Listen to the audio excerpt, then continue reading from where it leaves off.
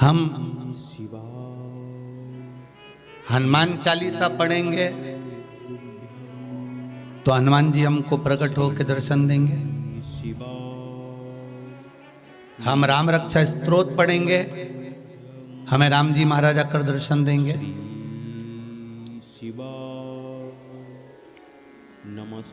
हम इस पाठ को करते हैं तो उस पाठ को करेंगे तो हमें क्या भगवान दर्शन दे देंगे? शिव महापुराण की कथा कहती है आप पढ़ो भगवान दर्शन देंगे, मना नहीं है, पर पढ़ने के साथ में एक काम जरूरी है कि आप ये सब कुछ पढ़ना, हनुमान चालीसा भी पढ़ना, राम रक्षा स्तोत्र भी पढ़ना, आपकी मर्जी पढ़े तो सुंदरकांड भी पढ़ना, सब कुछ पढ़ना, पर साथ में दिल से भी कुछ पढ़ना। एक कथा पहले कही थी, एक बकरी चराने वाला, भेड़ चराने वाला केवल शाम के समय पर भेड़ों को रोककर उनका बालों में से जू निकालता और कहता राम जी महाराज तुम्हारे भी सिर में जू पड़ गई होगी वन में रहते रहते, एक बार मिल जाओ सारी जू साफ कर दूंगा। और ये सीता मैया प्रसन्न हो जाती थी, राम जी प्रसन्न हो जाते थे और उसको वर देने के लिए आ गए थे। महाराज भगवान ये नहीं कहता कि तुम ये, भगवान तो ये कह रहा है कि तू दिल से क्या कह रहा है।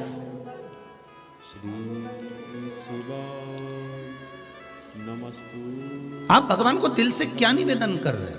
आप अगर उज्जैन जा रहे हो महाकाल का दर्शन करने के लिए, आप काशी विश्वनाथ का दर्शन करने जा रहे हो, आप ओमकारेश्वर का दर्शन करने जा रहे हो, आप मल्लिकार्जुन का दर्शन करने जा रहे हो, आप श्री सेलम का दर्शन करने जा रहे हो, आप मां नर्मदा का स्नान करने, गंगा का स्नान करने जा रहे हो, आप कुबेरेश्वर धाम में भगवान का दर्शन करने जा रहे हो, तो दिल से कुछ क्या कहकर जा रहे हो? आप भगवान से दिल से कहे क्या हो?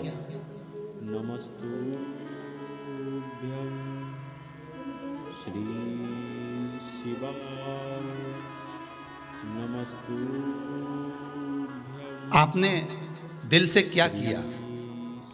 पहले जब तक आपने शिव महापुराण की कथा नहीं सुनी थी तब तक तो आप शंकर जी के मंदिर जाते थे, बोलो जाते थे कि नहीं जाते थे?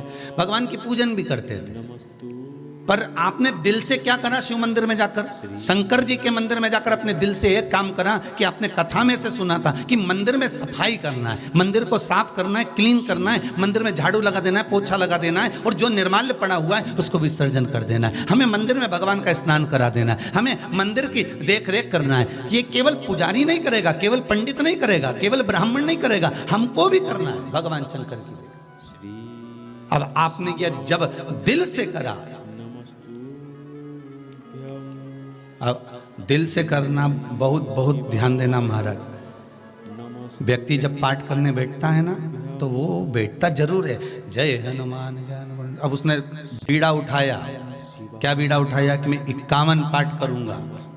और आप सब जितने लोग कथा सुन रहे हो आस्था चैनल पर, जितने कथा सुन रहे हो मोबाइल पर, आप भी एक बार बीड़ा उठा कर देखना। और आप में से कई लोग होंगे जिन्होंने ऐसा बीड़ा उठाया होगा, मैं 21 पाठ करूंगा, मैं 11 पाठ करूंगा, मैं 51 पाठ करूंगा, मैं 15 पाठ करूंगा, मैं 7 पाठ करूंगा, मैं 5 पाठ करूंगा। और जिसने बीड़ा उठाया पाठ करने का कि मैं इतने करूंगा, 1 पाठ तक तो उसका मन भगवान में लगा, 2 पाठ तक भी मन भगवान में लगा, 3रा पाठ तक भी मन भगवान में लगा, और 4थे 5वें पाठ से फिर मन अब ये सोच रहा है कि जल्दी से हो जाए, अभी तक 3 ही हुए, अभी तक 4 ही हुए, 21 करना है, ये करना है। अब मन विचलित हो रहा है।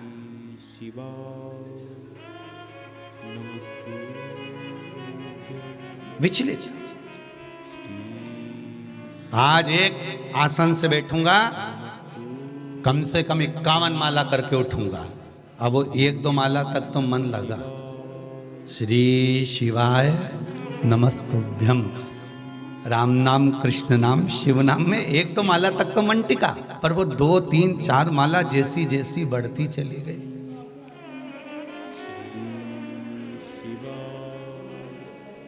अब कहीं पाँव बदले, कहीं हाथ बदले, कहीं चाय पीता वाला का देखे, कहीं भोजन करता वाला के देखे, अब वो माला चित्त नहीं था।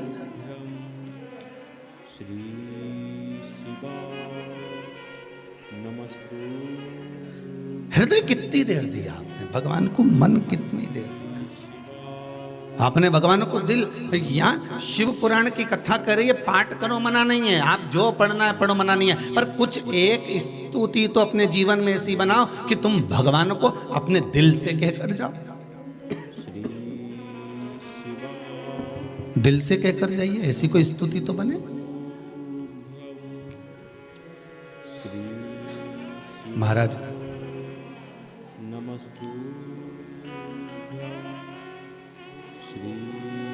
एक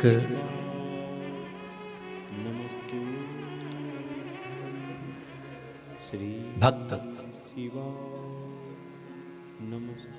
शंकर जी के मंदिर में पहुंचा,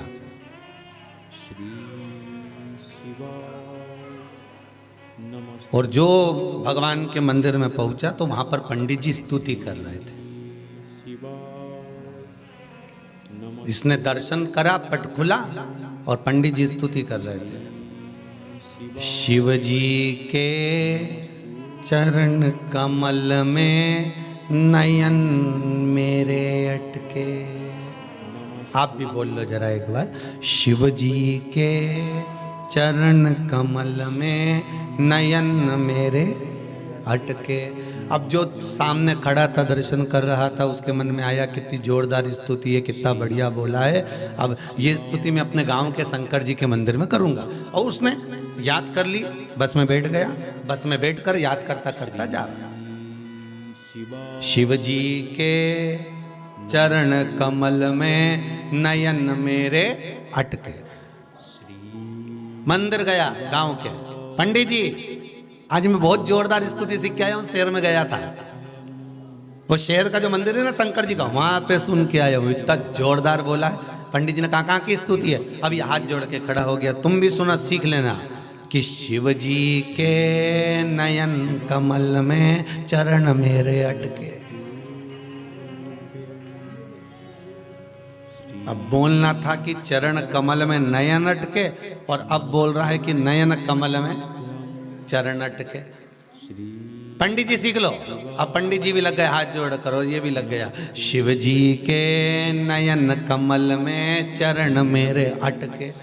इतनी देर में ये बार बार बोले तो शंकर भगवान इसके सामने आके खड़े हो गए, तेरे हाथ जोड़ू, सही कर ले, सही कर। उसने कहा प्रभु क्या हो क्या गया ये तो बताओ, क्या गड़बड़ी क्या हो गई है, हुआ क्या है ऐसा, क्या गड़बड़ हो गया? भगवान शंकर बोले स्तुति थी कि चरण कमल में नयन अटके, और तू बोल रहा है नयन कमल में चरण अटके। शंकर भगवान बोले मेरे छोटे नयन तेरे मोटे चरण अटकेंगे नहीं तो क्या होगा, तेरा स्तुति सही कर। तब उसने स्तुति सही करी। भगवान ने कहा मांग तुझे क्या चाहिए, तेरी स्तुति के बल पर मैं प्रकट हूं।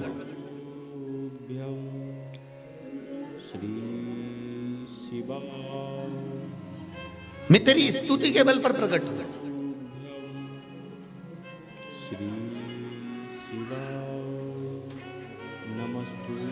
अगर निर्मल मन है, चित्त वृत्ति हृदय आपका एकदम निर्मल है, तो आपके अगर कुछ भावों से गलत निकल भी गया है तो भगवान गलत नहीं करता है। अगर मन भक्ति निर्मल है फिर भगवान गलत नहीं करेगा। अब भगवान कहते हैं मांग तुझे क्या चाहिए। भगवान कह रहे हैं तुझे क्या चाहिए मांग ले, क्या दूं मैं तुझको बोल। भक्त हाथ जोड़कर भगवान से कहता है बस इतना वर दे दीजिए, जैसे मैंने आड़े टेढ़ी गाई और आपने दर्शन दे दिया।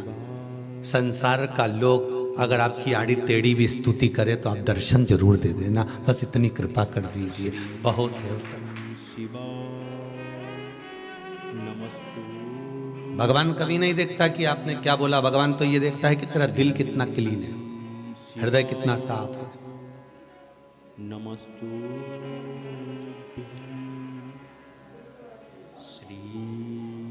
कितना साफ है तेरा मन।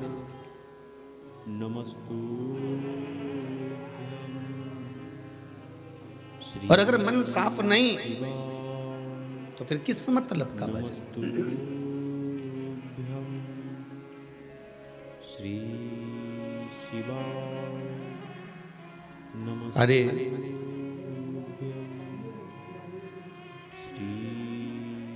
कैसे आएंगे प्रभु, कैसे आएंगे प्रभु, हमने आंगन नहीं बुआरा, कैसे आएंगे प्रभु, अब तक गंदा पड़ा है द्वारा, कैसे आएंगे प्रभु।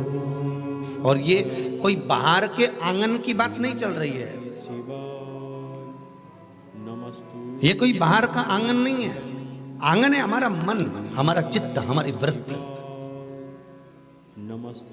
अगर मन साफ है तो परमात्मा मिलने में देरी नहीं, मिल जाता। नमस्तु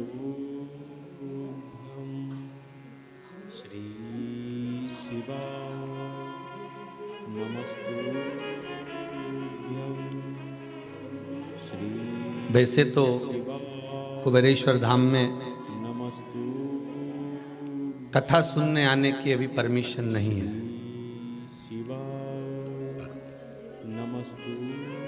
फिर भी एक बालक ग्वालियर से आया हुआ और उसने अपनी बात कही, उसने पत्र भी दिया था, पत्र कब कक्ष में रह गया। उसने कहा गुरुजी हम 3 महीने पहले, शायद नवंबर या अक्टूबर ऐसा कुछ आया होगा वो, मैं तो बीच बीच में कहूँगा टीवी चैनल वालों को भी कि ये हॉल भी दिखा दिया करो लोगों को कि खाली पड़ा है,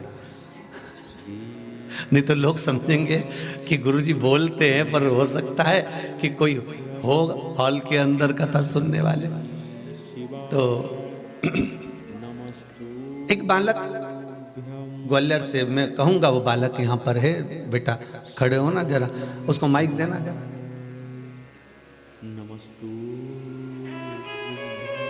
ये बालक वहीं खड़े रहो पीछे। हाँ। तो ये बालक कह रहा था गुरुजी मुझे अपने हृदय की बात कहना है इस कुबेरेश्वर धाम के लिए। हमने कहा क्या बात है बेटा? तो कहे गुरुजी मैं आया था, मेरी कोरोना महामारी में नौकरी सर्विस। कहाँ से आए बाबू? ग्वालियर से आया हूँ मैं। क्या नाम है आपका? अनुभव अवस्थी। अनुभव जी अवस्थी। पहले आए हुए हैं यहाँ पर कुबेरेश्वर धाम? पहले मैं आया था, नवंबर में आया था, दिवाली से पहले। दिवाली के पहले आए थे जी। कैसे आना हुआ था? वो मम्मी ने बोला था कि जाओ घुमाओ, तो नानी भी जा रही थी तो उनके साथ में मैं आ गया। एंड कथा भी सुनता हूँ मैं आपकी कभी कभी, मम्मी तो रेगुलर सुनती हैं। एंड कुछ चीज़ें मुझे बहुत अच्छी लगती हैं, सीखने लायक, और वही थोड़ा सा जीवन में भी उतारने की कोशिश कर रहा हूँ जी। तो नवंबर में हुआ ये था कि एक्चुअली मेरी जॉब छूटी थी जी। मैं स्कूल में जॉब करता था। एंड उसके बाद थोड़ा सा फाइनेंशियल क्राइसिस की कंडीशन बन गई थी घर पे, क्योंकि ऑलरेडी बनी रहती है, जो कि मिडिल क्लास लोगों के साथ होता ही है ऐसा। और फिर ज़्यादा टिपिकल हो गई सिचुएशन। तो कुबेरेश्वर धाम में जब मैं आया, और मैंने ऐसा कुछ मांगा नहीं भगवान से, मैंने बस बोला कि मैं आपके हवाले हूँ, अब आप देख लो जो करना है करो, बस यही दिल अच्छा की करना है तो अच्छा, बुरा करना है तो बुरा, जो मैं डिजर्व करता हूँ वो करो जी। उसके बाद फिर मैं जब ग्वालियर पहुंचा तो 1 महीने थोड़ा सा सफ़र करना पड़ा। उसके बाद मैंने खुद का अपना रेस्टोरेंट खोला, एंड इसमें पूरा सपोर्ट मम्मी का, भोले बाबा का और आपका भी है। बाबा की कृपा है। बैठिए बेटा, बहुत बहुत बधाई आपको। अब अच्छा चल रहा है वो? ठीक है, बस भी यही शिव कृपा है। अब नवंबर से हिसाब लगा लो, 3 महीने बाबा की कथा के रहते हैं। शिव महापुराण की कथा में बार बार कहा है, भले टीवी पर कथा सुन रहे हो, आस्था चैनल पर सुन रहे हो, चाहे मोबाइल पर सुन रहे हो, चाहे जहां बैठकर सुन रहे हो, पर नवंबर, दिसंबर ये बाबा का तेरे दरबार की बाबा निराली शान देखी है, तुझे देते नहीं देखा पर झोली भरी देखी। बस उससे प्रार्थना यही है, मेरी शिव से विनती यही है। आप दिल से उससे कहो तो उससे एक बात जरूर कहना कि मुख दुनिया मोड़ेगी, बाबा तू मुखड़ाना मोड़ी। मेरी लगी परी तीनों, बाबा तू वे ना तोड़ी। आपका चित्त, आपकी वृत्ति, आप दिल से तो भगवान से कहो। वही बात आ गई, स्तुति करना है तो दिल से करो। जैसे उस बालक ने कहा कि मैं बाबा से बोल कर गया था कि जो आपको अच्छा लगे, मेरे लिए जो ठीक हो वो आप करना।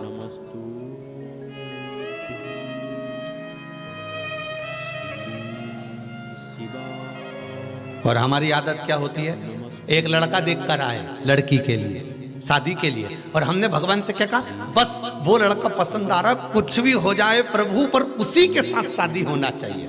अब भगवान शंकर कह रहे हैं कि तेरे भाग्य में वहां मत ले, वहां शादी होगी तो दुखी रही। पर तेरे को मालूम ही नहीं ना, तू तो कर रही है कि मैं अपनी लड़की के लिए लड़का देख कर आई हूं, मैं वहां पर देख कर आई हूं। भगवान से प्रार्थना कर देगी, भगवान बस उसी के साथ में ब्याह होना चाहिए, उसी के साथ शादी होना चाहिए। भगवान पर प्रेशर पे प्रेशर, कहीं मालूम पड़े किसी से कह दिया कि तुम ऐसा करो कि उनसे शादी हो जाए, फिर किसी से कहा ऐसा कर दो कि उससे शादी हो जाए। मतलब तुम भगवान पर प्रेशर दे रहे हो।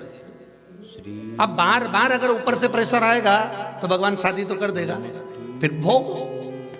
भगवान ने कहा तेरे लिए वो संबंध ठीक नहीं है, पर तू जान करके करे तो बात दूसरी। हमें जैसे बालक ने कहा कि भगवान से कह दिया कि भगवान तेरे भरोसे पर छोड़ के जा रहा हूं, जो मेरे लिए अच्छा हो वो करना। अगर चाहता तो वो कह सकता कि मुझे वापस नौकरी में लगा दो, मुझे वापस सर्विस में लगा दो, पर भगवान ने कहा सर्विस, फिर बीच में कोरोना आ जाएगा, फिर भाग जाएगा, फिर आ जाएगा कुबेरेश्वर धाम। तो भगवान ने कहा एक काम ऐसा लगा दूं तेरे को कि तू बस ये दिल से, हमने भगवान को अगर कुछ कहा है, केवल पढ़ा पढ़ाया नहीं, अब तुम भगवान के मंदिर में जाओ, दिल से जाओ, दिल से। तो फिर निवेदन करूंगा, आपका मन करे कथा में सुनने के बाद आपका मन करे कि मंदिर जाना चाहिए तो जाओ। सियोर वाले महाराज का प्रेशर नहीं है कि तुम जबरदस्ती जाओ, और नहीं तो मालूम पड़े घर के लोग तुम्हें मार ठोक के मंदिर छोड़ जाए।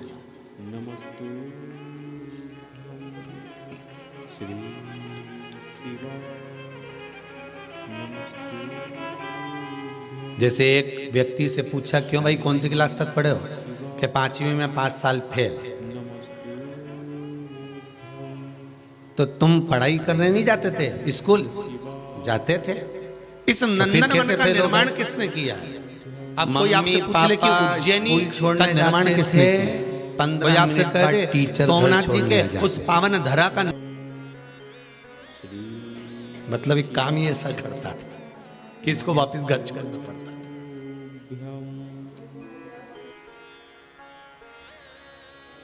प्रेशर देकर किसी से पूजन नहीं करवाना। प्रेशर देकर कभी भगवान पर एक लोटा भी हमें पानी का नहीं चढ़वाना है।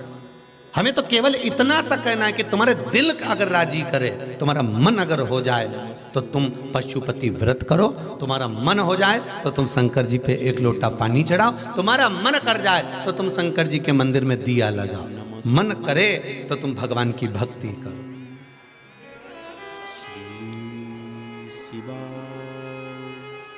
मेरा मालिक, मेरा शिव, मेरा शंभु, मेरा राम, मेरा कृष्ण, मेरा ठाकुर, मेरा द्वारका का नाथ, मेरा जगन्नाथ, अगर आप उसके उपासक हो तो आप खींचता। कल की कथा में कहा था कि आपको कहीं जाने की जरूरत नहीं, आप तो भगवान का भजन करो, कीर्तन करो, स्मरण करो, तीर्थ खुद तुमको खींचेंगे, तीर्थ खुद तुमको खींचेंगे। जब व्यक्ति के पास में पैसा नहीं रहता तो कोई उसके पास आता है क्या?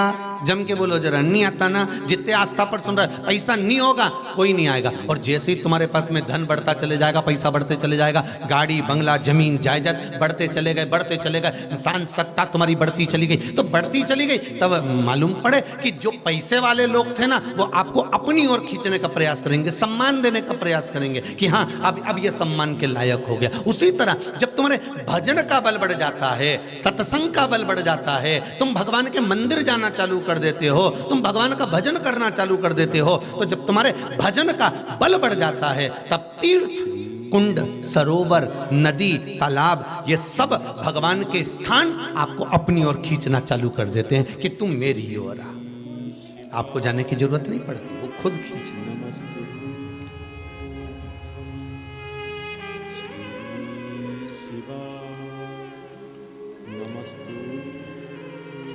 भजन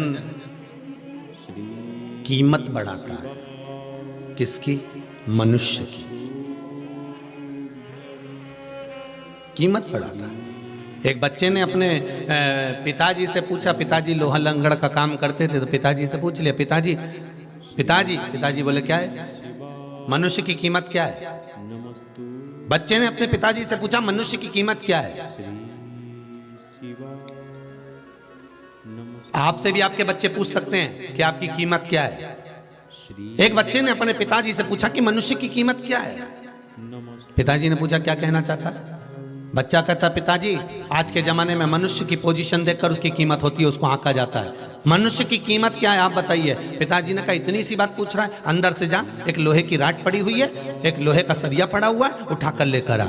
और पिताजी ने बेटे से एक लोहे का सरिया बुलवाया, एक राड बुलवाई, और लोहे के वो खंबे को पिताजी ने पूछा, ये कितने का है? बता, बाजार में कितने का बिकेगा? कि 100 रुपए का। ये लोहे का खंबा 100 रुपए का बिकेगा पिताजी।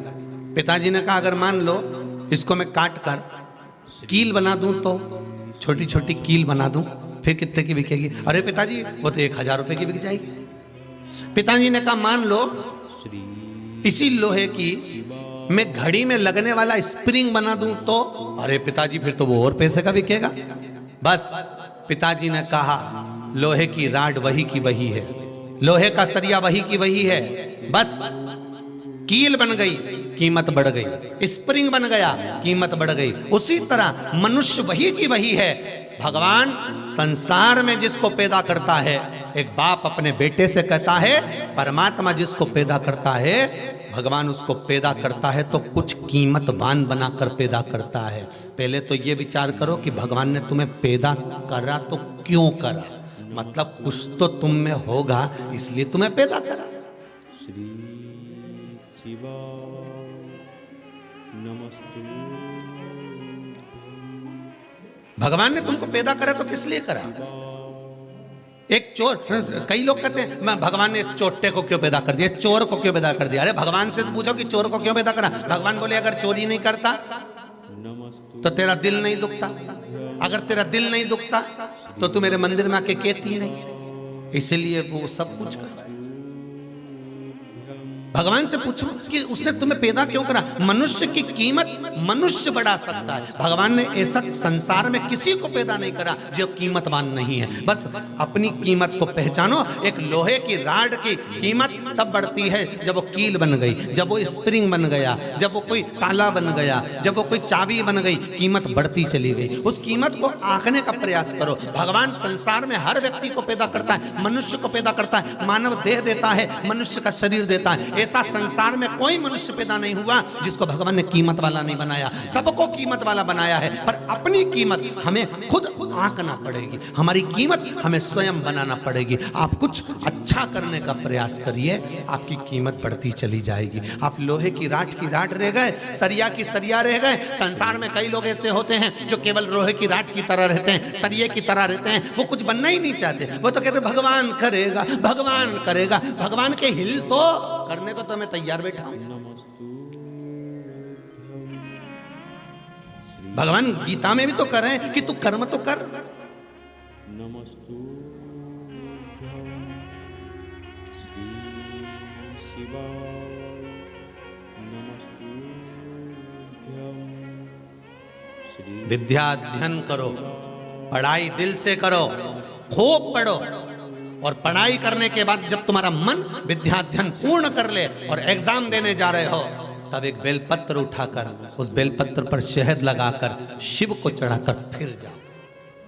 अब उसके भरोसे पर, जैसे उस बेटे ने कहा कि अब उसके भरोसे पर छोड़ो, तो उसके भरोसे छोड़ो, तो फिर खूब पढ़ाई करो, दिल से करो, अच्छे से करो, और दिल से पढ़ाई करने के बाद में शंकर के मंदिर, मम्मी कहे कि जा बेटा शिव के मंदिर जा, मैंने सुना है सियोर वाले महाराज के मुख से कि एक बेलपत्री के बीच वाले पत्ते पर शहद लगाकर शंकर को चढ़ाकर फिर जा। नमस्तु अब पढ़ लिया ना, अब उसके ऊपर छोड़ दे। श्री शिवा नमस्तुभ्यं। अब हमें भरमाना नहीं, अब हमें भटकना नहीं है। एक किसी ने पत्र लिखा है बड़ा सुंदर भाव, उसमें भी बड़ा सुंदर चीज लिखी। श्री शिवा नमस्तुभ्यं। श्री शिवा नमस्तु। श्री शिवा रतलाम मध्य प्रदेश से हूँ गुरुजी।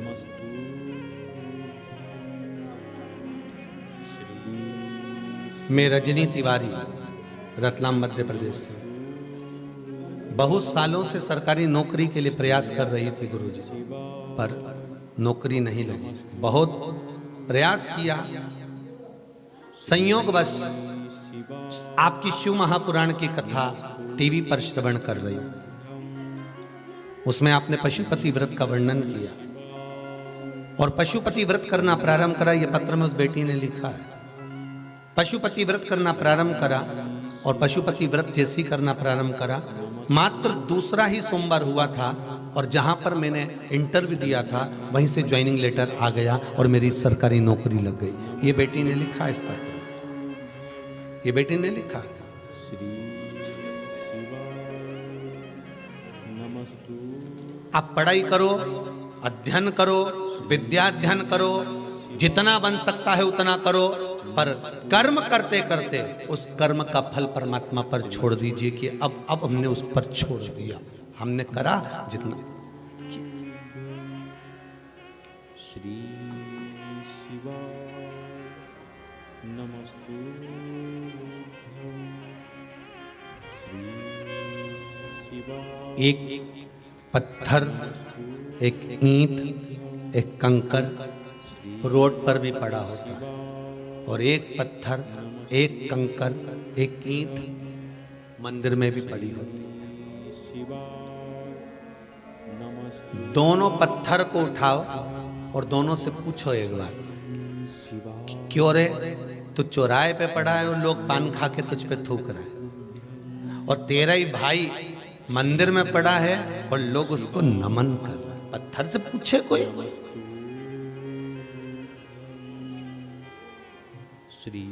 पत्थर वो भी है जो चौराहे पर पड़ा हुआ है, पत्थर वो भी है जो रोड पर पड़ा हुआ है, पत्थर वो भी है जो मार्ग में पड़ा हुआ है। और एक पत्थर महाकाल की भूमि का, एक पत्थर काशी विश्वनाथ की भूमि का, एक पत्थर गंगा के घाट का, एक पत्थर नर्मदा जी के तट का, एक पत्थर कहीं कुबेरेश्वर भंडारी का। पत्थर वो भी है, पत्थर वो भी है, पत्थर ये भी है। दोनों पत्थर को उठाकर कोई पूछे इन पत्थरों से कि क्यों रे, एक तो तेरे पर लोग लात रख रहे हैं, थूक रहे हैं, गंदगी कर रहे हैं, और एक पत्थर पुजारा, कारण क्या है?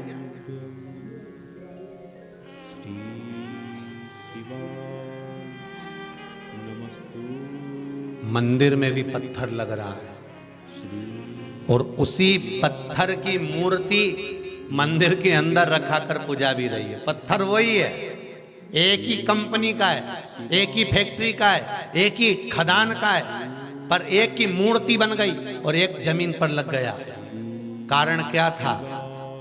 तो पत्थर ने पत्थर से पूछा, भाई ये तो बता कि मैं भी एक ही खदान का, तू भी एक ही खदान का, एक ही जगह से निकले, पर तुझे लोग अगरबत्ती से घुमा रहे हैं, दिया लगा रहे हैं, लड्डू का भोग लगा रहे हैं, फूल चढ़ा रहे, माला चढ़ा रहे, तेरे को अच्छे अच्छे कपड़े पहना रहे, और मैं पाँव में रखाया, लोग मेरे पर चल के जा रहे, जूता छोड़ रहे, चप्पल छोड़ रहे, थूक रहे।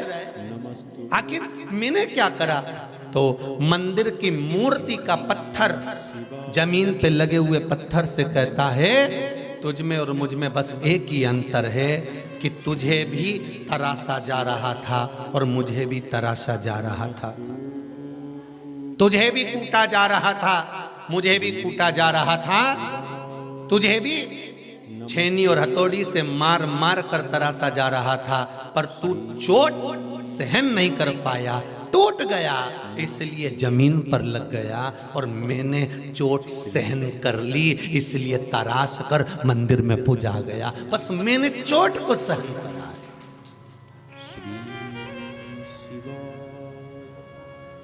मैंने लोगों की गालियों को सहन करा है, मैंने लोगों के अपशब्दों को सहन करा है, मैंने लोगों के तानों को सहन करा है।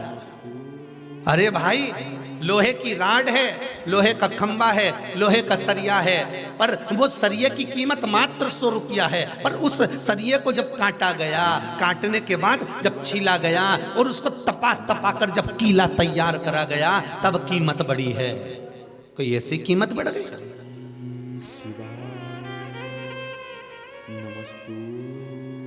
जो ऊंचे ऊंचे पद पर पहुंचे हैं, जो ऊंचे ऊंचे पद की ओर बढ़े हैं, कम से कम उनके पीछे का समय तो पूछो कि उन्होंने कितनी चोट को सहन करा होगा, कितने शब्दों को सुना होगा, कितनी गालियां सुनी होगी, कितने ताने सुने होंगे। तब जाकर कोई ऊंचे पद औहदे पर पहुंचता है, तब जाकर कोई ऊंचे पदवे पर पहुंचता है।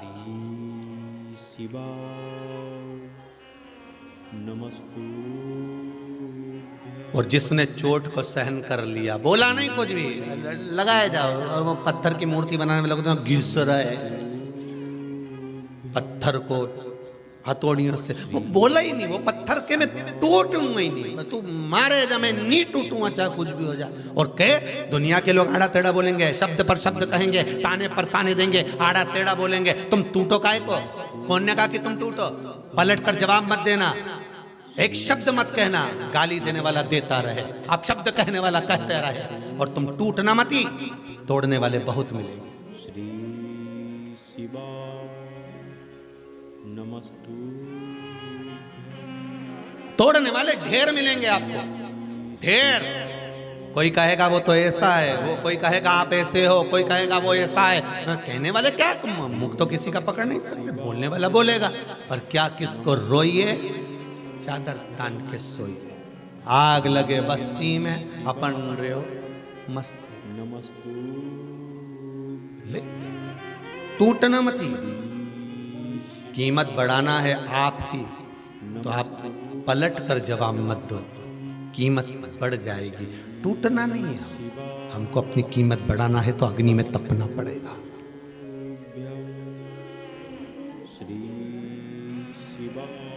क्या मिलता है? देवऋषि नारद से पूछा गया, सत्संग श्रवण करा हुआ जो समय, ये दुनिया के लोग, कई लोग आपसे कहेंगे क्या रखा है कथा में, 3-3 घंटे तक बैठे रहते हो, टीवी के सामने पड़े रहते हो। अरे टीवी के सामने बैठे बैठे कथा सुनते रहते हो, बस वो सियोर वाला महाराज मिल गए और तुम मिल गए, बस मोबाइल पकड़ लिया मोबाइल, और दिन भर यूट्यूब पर, फेसबुक पर बस बस बस वो सियोर वाला महाराज कथा सुनते रहो, और बचा कुचा तो टीवी पे आस्था पे सुनते रहो। क्या क्या रखा है कथा में?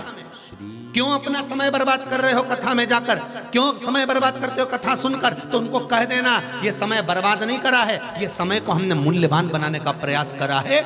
हाँ, अब उससे पूछो कि तू बोल रहा है कि कथा मत सुनो तो हम क्या करें, वो भी बता दे, वो भी तो बताओ करना क्या है। तो क्या घर में काम करो तो कराना, रोटी बनाई, पानी भरा, मटका मांजा और भांडा मांजा, झाड़ू लगाई, ये सब तो करा। तो क्या और भी काम पड़ा है? ठंड पड़ रही है, सिलाई लेके बैठ जाओ, ऊन का स्वेटर और बोल क्या करे? तो क्या स्वेटर तो घना पड़ा है मेरा बनाया हुआ, मैंने खूब बना लिया, और बोल क्या करना? तू बता दे जो करूं मैं, बोल। श्री शिवा नमस्तु। वो एक वो आया था, एक वो कोई का मैसेज था, उसमें बताया वे माँ अपने बच्चे से पूछती है तू बता दे वो की सब्जी बना लो, तो क्या आलू की बना लो, तो आलू तो भी कल ही तो बनाया था। तो तू बोले सो मैं बना दूँ तो के बैंगन की बना, बैंगन तो ये सड़ा हुआ ही दिया है। तू बोले सो मैं बना दूँ तो के लौकी बना, लौकी थारा पिताजी के नहीं भाई। तो तू बोले सो मैं बना लूँ तो के गोभी बना लो, गोभी में कीड़ा पड़ी दिया है। तो तू बोले सो मैं बना लूँ तो के टिंडा बना लो, टिंडा तो रिया है पर ये सब बठाया सा आ रिया, खाने में मजा नहीं आया, स्वाद नहीं आया भी कटी। तू बोले सो मैं बना लूँ तो के भिंडी बना लो तो के भिंडी तो बना लूँ मैं, कीड़ा बहुत रेसा ही दिया, भिंडी भी कड़ली हो गई, नरम भिंडी रहे तो बनाने में मजा। तू बोले सो मैं बना लूँ तो छोरा बोला मारा भाटा बना ही ले तू तो रहते, अब कहीं करो तुम। तो ऐसा घर का लोग बोले ना कि बस कथा कथा कथा, तो तू बोले सो मैं कर लूँ। तू बोल क्या करना कि बर्तन बर्तन तो हो गया, झाड़ू झाड़ू तो हो गई, भोजन भोजन तो हो गया, अब करूँ क्या ये बता। तो अगर भगवान में मेरा मन लगे तो मुझे भी तो अपनी जिंदगी संवारना है साहब, केवल झाड़ू पोछा घर बर्तन ये नहीं, मुझे भी तो जिंदगी संवारना है। मुझे भी तो अपना जीवन संवारना है, करूंगी घर का सारा काम, परिवार भी संभालूंगी, बच्चे भी संभालूंगी, पर मुझे टोकना मती, मुझे रोकना मती। मीरा ने भी अपनी जिंदगी संवार ली थी, ऐसी मैं भी शंकर की भजन कर कर अपने जीवन को संवार लूं और कुछ भी नहीं चाहिए, केवल भजन कर। महाराज श्री शिवा मैं केवल भजन कर कर और बहुत है, उस भक्ति को पाना बहुत है। तुम कहते हो भोले हम काशी प्यारी है, एक बार तो आ जाओ, एक बार तो आ जाओ, काशी भी बना देंगे, एक बार तो आ जाओ, एक बार तो आ जाओ। शंभो काशी बना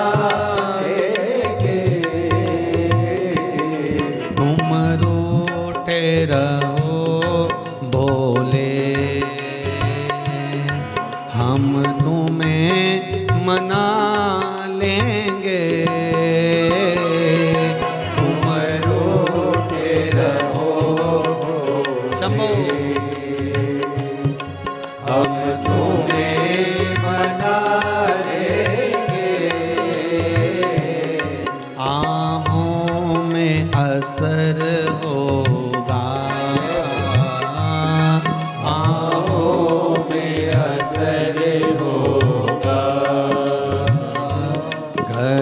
बैठे बुला लेंगे, आहों में असर होगा, घर बैठे बुला लेंगे, तुम रूठे रहो भोले।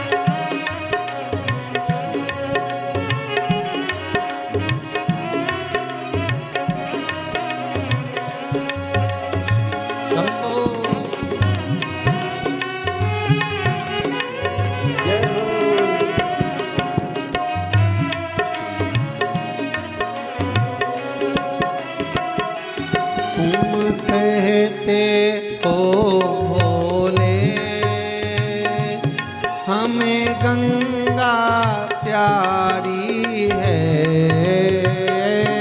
तुम कहते हो भोले,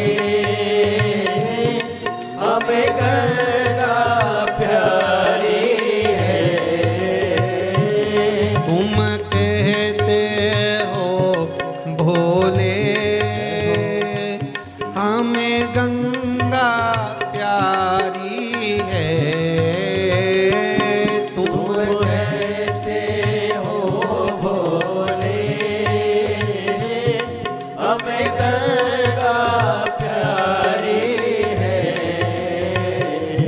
एक बार तो आ जाओ, एक बार तो आ जाओ, एक बार तो आ जाओ, एक बार तो आ जाओ, गंगा भी बुला लेंगे, एक बार तो आ जाओ, गंगा भी बुला लेंगे, तुम रूठे रहो भोले, तुम रूठे रहो भोले, हम तुम्हें मना लेंगे, तुम रूठे रहो भोले, हम तुम्हें मना लेंगे। हो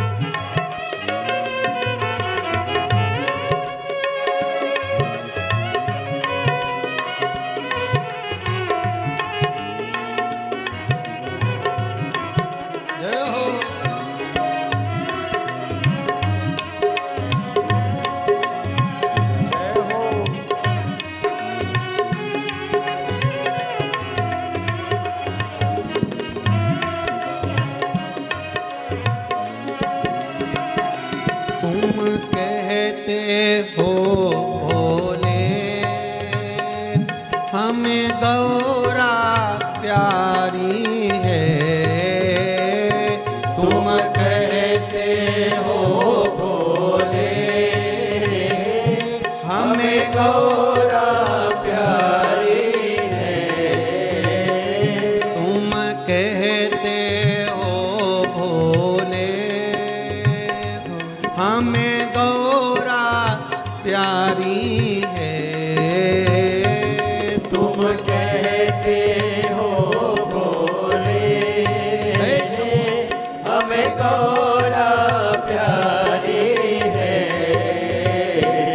एक बार तो आ जाओ, एक बार तो आ जाओ, एक बार तो आ जाओ,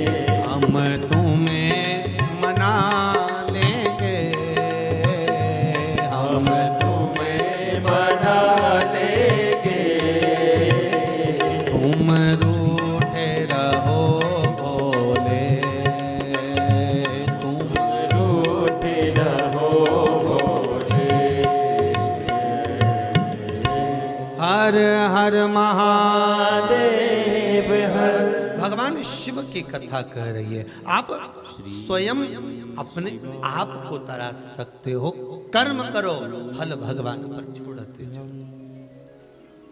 श्री शिवा अरे तेरा ही दिया मैंने खाया पिया है, तेरा शुक्रिया है, तेरा शुक्रिया। भगवान पर छोड़ दो आप, नमस्तु संपूर्ण जितना भाव है आप छोड़ते चले। एक पत्र सुंदर भाव लिखा, देखिए नमस्तु बड़े अच्छी राइटिंग में लिखा हो, नीला पीला लाल हरा गुलाबी सब पे। मोनिका राठौर, नमस्तु अन्नपूर्णा राठौर श्री शिवा बड़नागर से हैं। इन्होंने लिखा है, गुरुदेव पिताजी का स्वास्थ्य एकदम खराब हो गया। नमस्तु हॉस्पिटल जहां हम रहते हैं उस गांव से 18 किलोमीटर दूर था। शरीर ने काम करना बंद कर दिया, नीचे पड़ गए, बहुत बुरी हालत हो गई। अब 18 किलोमीटर तक लेकर जाना है पिताजी को और शरीर कुछ भी नहीं है, ना के बराबर। गुरुदेव तब मेरे पूरे परिवार ने गाड़ी में जब तक उसको लेकर गए, पिताजी को लेकर गए, तब तक एक ही मंत्र का जाप करा, श्री शिवाय नमस्तुभ्यम। ये मंत्र में लिखा है, इस पत्र में लिखा है। गुरुदेव नमस्तु हम क्या वर्णन करें इस मंत्र का, हम क्या वर्णन करें इस मंत्र का। गुरुदेव इस मंत्र का प्रताप क्या होता है, कोई मुझसे आकर पूछे, इस पत्र में लिख रही है। कहे गुरुदेव हॉस्पिटल में सामने जब पिताजी उतरे तो ऐसी बेहोशी की हालत में पटक कर लेकर गए थे, और जैसे वहाँ हॉस्पिटल पर उतरे तो पैदल चलकर अंदर गए। डॉक्टर पूछता है इसमें से मरीज कौन है। इसमें पत्र में लिखा है कि मरीज है कौन ये तो बताओ। बाबा की कृपा किसको कहते हैं, शिव भक्ति किसको कहते हैं। केवल आप अपना कर्म तो करो और कर्म करने के साथ में भगवान पर छोड़ते चलो। अब सौंप दिया इस जीवन का सब भार तुम्हारे हाथों में। श्री शिवा ये मन तुम्हारा है, ये समर्पण हमारा, बस हमारा समर्पण और मन तुम्हारा। अब दे दिया, शिवा सौंप दो भगवान। श्री शिवा कल कथा में शंकर और पार्वती का विवाह हुआ। श्री ऐसे ही हो गया है क्या, पार्वती जी ने कुछ करा ही नहीं। तब साधना कितनी प्रबल करी होगी माता पार्वती ने। शिवा नमस्तु कितनी तप साधना प्रबल करी होगी, जरा विचार करिएगा। नमस्तु महाराज शिवा नमस्तु पार्वती जी की बड़ी बहन गंगा, और गंगा ने सुन लिया था देवऋषि नारद के मुख से, अगर शंकर की भक्ति पार्वती करे और वो भक्ति करे तो शंकर इसको पति के रूप में मिले, और गंगा ने भी वो भक्ति चालू कर दी थी। अब देखिए जरा, जिस कंपटीशन एग्जाम में आप बैठ रहे हैं उसमें केवल आप अकेले स्टूडेंट नहीं हैं।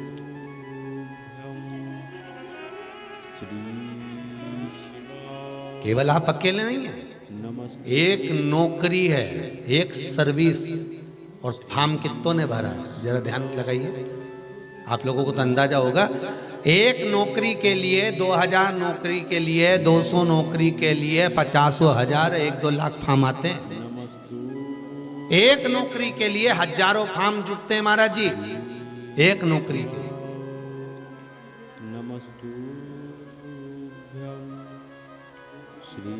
शंकर अकेले और चाहने वाले 2, पार्वती मैया भी गंगा मैया भी। अब देखना गंगा जी ने भी तब कम नहीं करा, पार्वती जी ने भी तप कम नहीं करा, दोनों का तप बड़ा है। तुमने भी अच्छी पढ़ाई करी, उसने भी अच्छी पढ़ाई करी।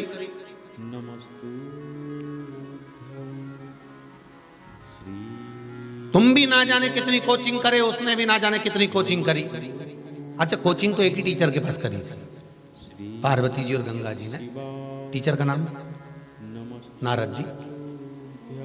कोचिंग एक ही क्लास में, टीचर एक ही था। देवऋषि नारद ने कहा था कि अगर शंकर भगवान की आराधना करे, शिव की भक्ति करे, तो इसको पति के रूप में शंकर मिलेंगे। तो टीचर तो एक है, गंगा ने भी उन्हीं के मुख से सुना था और पार्वती ने भी उन्हीं के मुख से सुना था। बस दोनों की पढ़ाई, दोनों की विद्या, और जो जुटी दोनों पढ़ने में, जो लगी तब साधना में ऐसी डूबी, ऐसी डूबी। पर पार्वती जी ने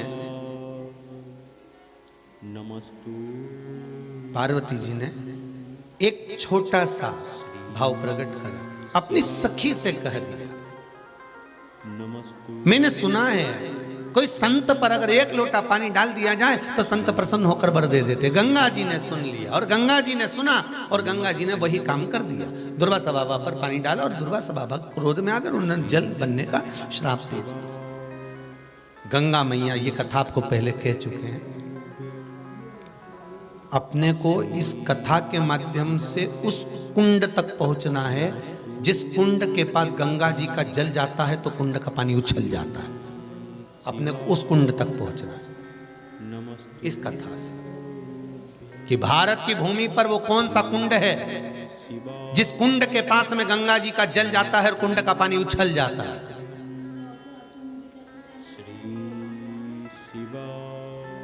जिस कुंड के पास बड़े बड़े अक्षरों में लिखा हुआ है कि यहां गंगा का जल नहीं लाया जाए।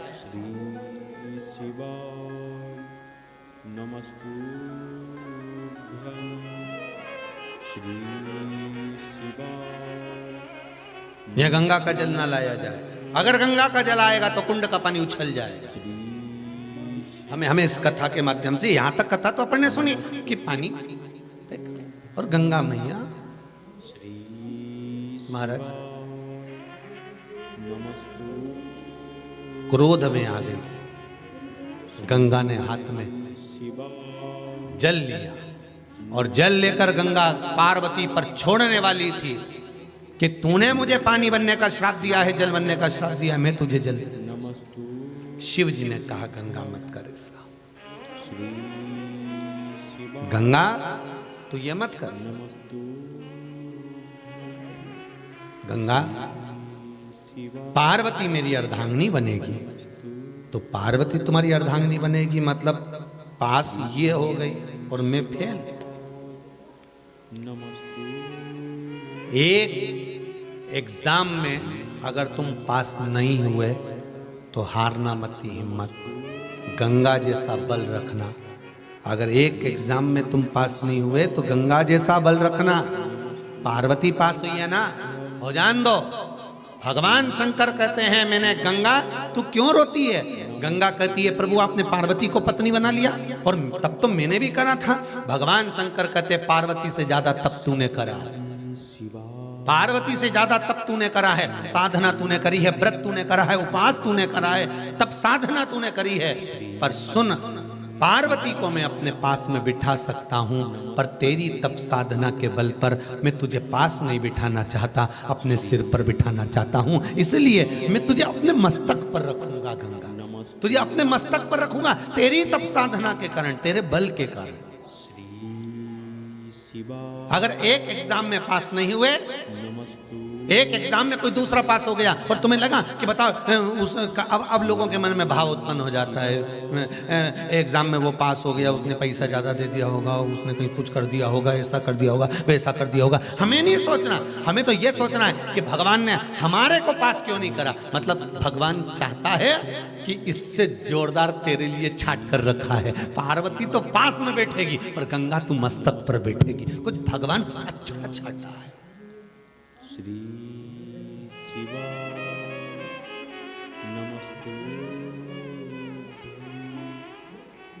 कितना सुंदर पहले दिन की कथा याद रख लीजिए। दुनिया के लोग अगर आपकी बड़ाई कर रहे हैं तो समझ लेना कि भगवान प्रसन्न नहीं है। नमस्ते पहले दिन की कथा मानसरोवर शिव महापुराण की कथा में कहा था, दुनिया के लोग अगर आपकी बड़ाई कर रहे हैं तो समझ लेना भगवान प्रसन्न नहीं है। दुनिया के लोग प्रसन्न है। अगर दुनिया के लोग आपकी बड़ाई करें तो ये अंदाजा लगा कर रखना कि भगवान प्रसन्न नहीं है। भगवान प्रसन्न है ही नहीं। और हां, शिव महापुराण की कथा कहती है, जब दुनिया के लोग तुम्हारी बुराई कर रहे हो तब समझ लेना कि भगवान तुम पर प्रसन्न है।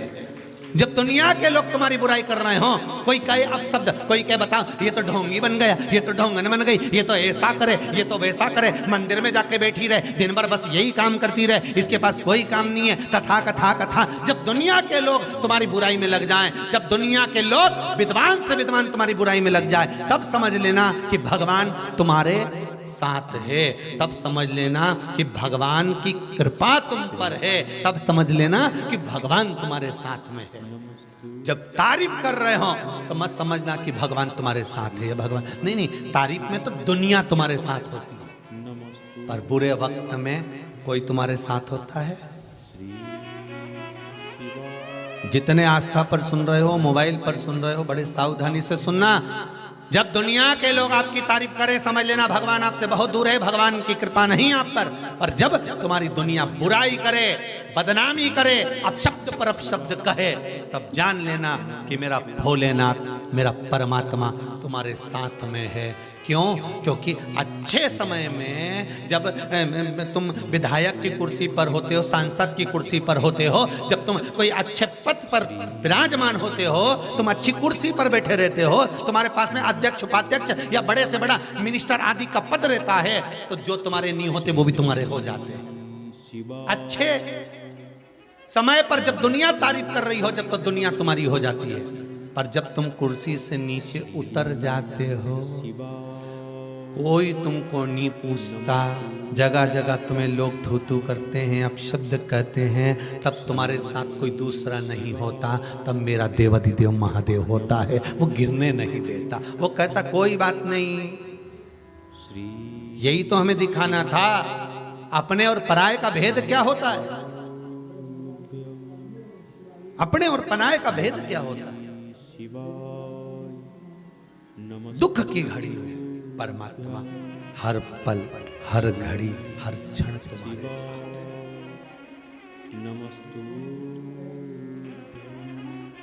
एक काम नहीं हुआ, रोने लगे।